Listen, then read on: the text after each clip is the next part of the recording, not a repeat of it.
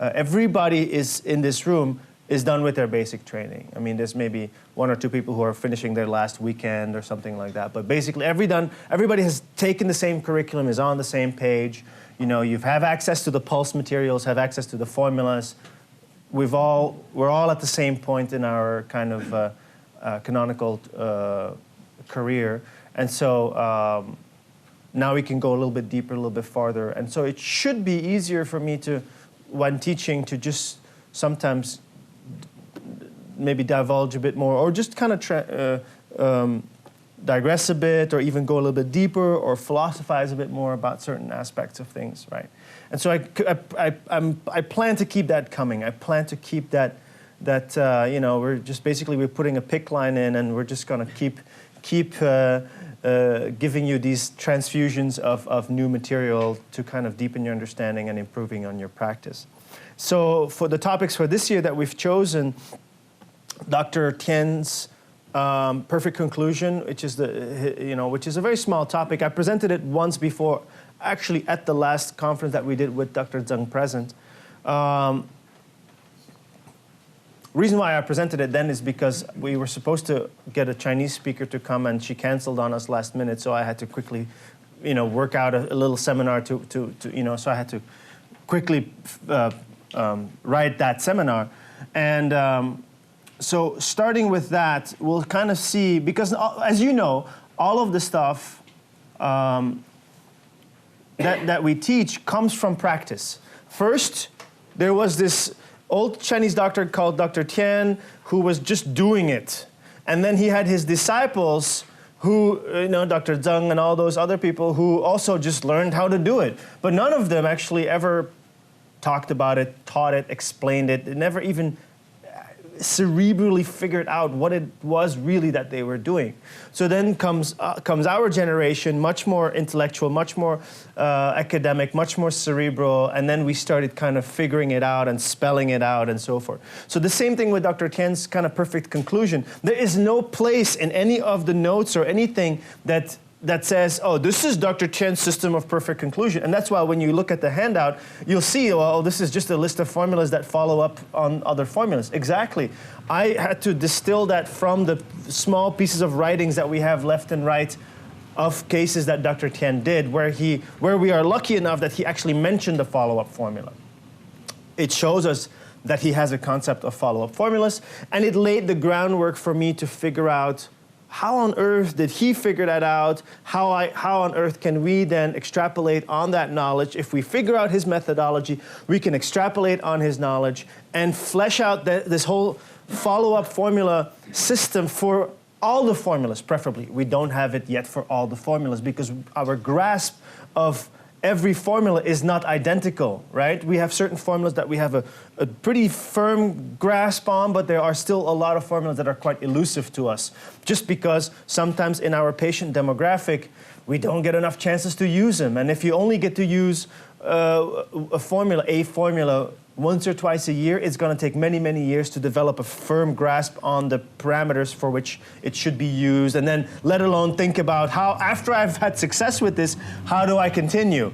My goodness, right? That takes a little bit of time, right? Some formulas, I mean, we use it all the time, so we got a pretty good grasp on that. You see what I mean? So it takes some time. So from reading Dr. Tian's case studies, which are in general one-liners, so, you know, next year's topic, I actually want to have at least a day on Dr. Tian case studies, but most of his case studies are one-liners, which, you know, it's like patient comes in, hypertension, this is the pulse, this is the formula. That's mostly a Dr. Tian case study.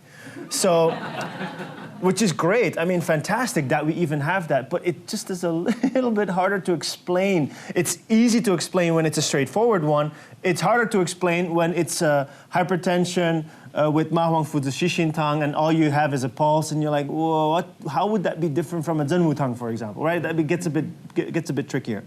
So, from those case studies, I distilled a bit of an idea of what the methodology was that Tian was using to figure out what formula is good for follow-up, and then a little bit based on my own experience and seeing Dr. Zheng at work, right? I came up with the concept, okay, if we want to use follow-up strategy. A very important thing that we need to learn, that we need to have a firm grasp of, is formula equivalency.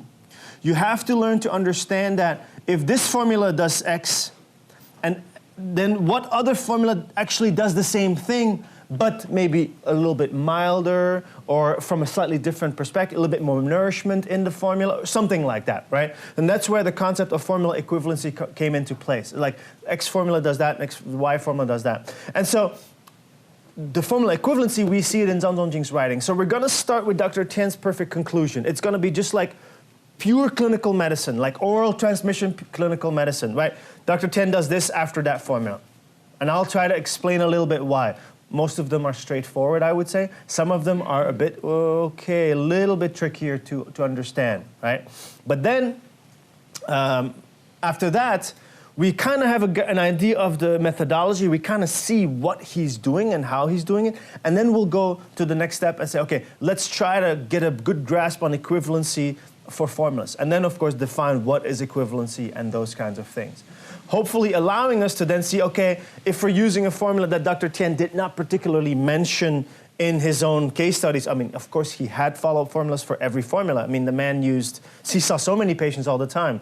It's just that we have a very limited record of his clinical practice. There's very little notes that were taken, you know, only a few small little notebooks I've told you about. So we don't have a vast body of information, of written down information, so it's difficult to know all the formulas. But through the principle of formula equivalency, maybe you will be able to see, okay, after I'm done with the Chaihu Ganjiang Tang, you know, the Shaoyang formulas are easy. But for example, you could say, okay, maybe I need to go to a Huangqi Jianzong Tang or something like that, because there's a certain amount of equivalency between Xiao Caihu Tang and Xiao Jianzong Tang.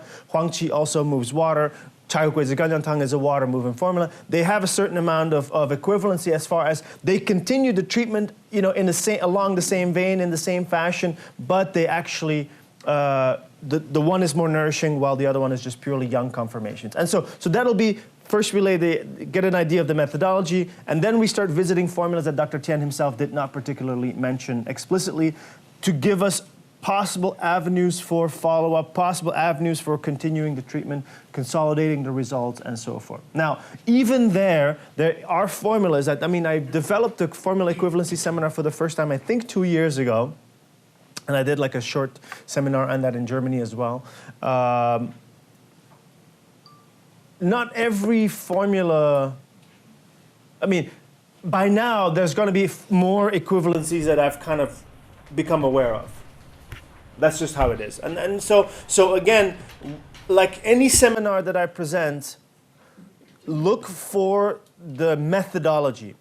Learn the method, don't just mimic what it is that I say. Of course, you can totally mimic what I say because that takes some of the guesswork out of it for you, right? If I say Xiao Caihu, Xiao Jianzong are equivalent, great, right? You don't have to reinvent that. That's a statement that you can go off of. However, learn the methodology because, again, I have not necessarily figured out every formula yet, and so there's going to be more formulas that you will have to figure out on your own. So try to find the methodology. How does Arno establish the equivalency, right? And so that's always the most important thing. So that'll be kind of the first 2 days of our seminar. The second 2 days of the seminar is going to be the small intestine physiology, right? So that's a big chunk of theory that I will then link into practice. Now, the practical part, to be honest with you, in that seminar, you will not learn any new skill. There is no new skill to be conferred in the small intestine physiology seminar. What is to be conferred is new theory. It's old theory that we put in a new light, as always with our seminars, right? Old is new again. But there is no new skill. All the formulas mentioned are actually formulas you already know, are formulas you're already using. But those are maybe, likely, possibly, formulas that you were not aware of that they actually treat the small intestine. And that's the clinical part of that seminar. It's like, oh my God, I've been treating the small intestine every day in my practice. Yes, you have. But the understanding, the finally becoming aware of it, will put the whole physiological, the understanding of the physiology of the patient in a different light.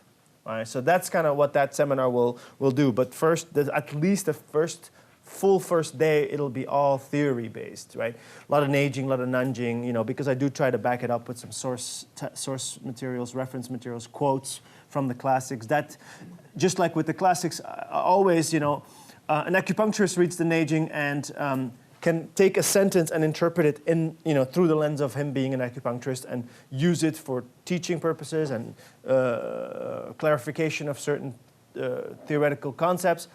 Same thing with herbalists, right? So I'll be using Neijing, Nanjing quotes, not because they most definitely say small intestine this or that. No, but we can. If we put them in light of, if we look at those quotes with the small intestine in mind, it might open something up for us, right? And that's kind of how that seminar is constructed. And then the last day of the seminar, we are going to work on Dr. Zheng's cases. You know, as you know, I'm kind of slowing down my teaching a little bit. The slowing down is always slower than I wanted it, but I'm slowing it down nevertheless.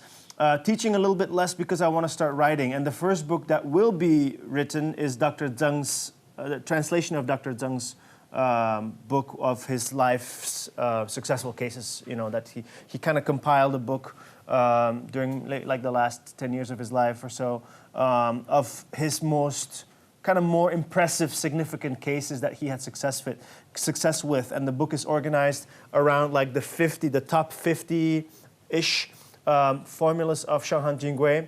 And for each formula, there's a few cases that he mentioned. So there's a few hundred cases in that book. So I'll translate that, I'll annotate that, and that'll be the first book. And actually, those cases will be in that book also. But the one thing that I want to do is I want to put a commentary with each case to kind of further explain his thought process. And so a small selection of those cases. Some of the cases that I have chosen, again, I did a shorter seminar on that also in Germany once. So some of the cases are similar. But the cases I've chosen there are a little bit less straightforward. Like I said, you know, not just a standard, Guizhitang can treat a fever with slight sweating and a stiff neck. Okay, right? I mean, we know that. It's in the text. I wasn't really doubting it, you know. So there's no need to really present case studies like that. A little bit obscure things, with sometimes Dr. Zheng's very unique little modifications, right? If you look in your cases, you'll see his whole Bansha Sheshintang modification system. He's got his own little Bansha Sheshintang modification system worked out. It's not always using Shanghan herbs either. You know, he kind of goes out of the box a little bit. He's less strict with himself than I am with myself, right? And so I think it's still super interesting, right? If he says that you can use Bansha Sheshintang for gastroesophageal reflux disease, but he says that if there's a lot of reflux, you go high on the ganjang dose, that's awesome, right? Because, I mean, I've tried all kinds of things. I've tried, you know, going high on the Bansha dose or taking Rinshen out. You know what I mean? Like, we've tried to modify to make it a bit more powerful. But when he makes such a statement, we, of course, don't know if that only comes from him. You know, it might even just be what he saw with his teacher. You know what I mean? And so those are all very, very little valuable pieces of information that if you can kind of start cramming those in your mind on top of all the other information that's already in there, then again, it enriches your the things you can see, can recognize. It enriches your ability to modify formulas, et cetera, right? So making you, again, a better clinician. So basically, the seminar is mostly geared towards clinical stuff, except for the small intestine physiology, which is a purely theoretical little seminar.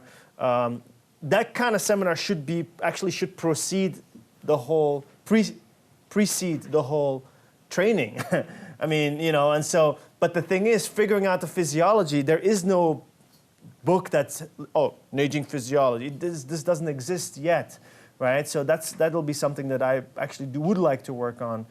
Maybe not necessarily as a book, but definitely as a seminar, like a 1 weekend or 2 weekend seminar only on physiology in service of better understanding Shanghan Jingui practice, right? But that's something over time. So maybe one day in future iterations of our training, you might see more physiology modules actually preceding the Shanghan module, right? So that is actually kind of a direction that I want to go in.